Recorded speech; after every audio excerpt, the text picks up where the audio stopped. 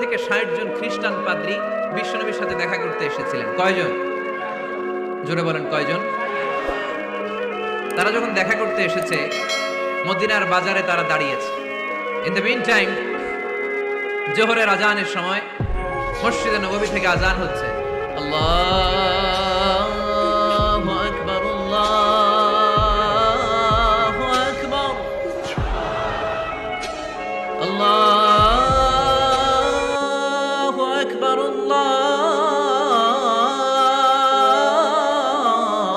আল্লাহু আকবার। সুমধুর আজানের ধ্বনি শুনে তারা থমকে দাঁড়িয়েছে। বাজারে দেখতে লাগলো আজান হওয়ার সাথে সাথে ব্যবসায়ীরা দৌড় মসজিদে।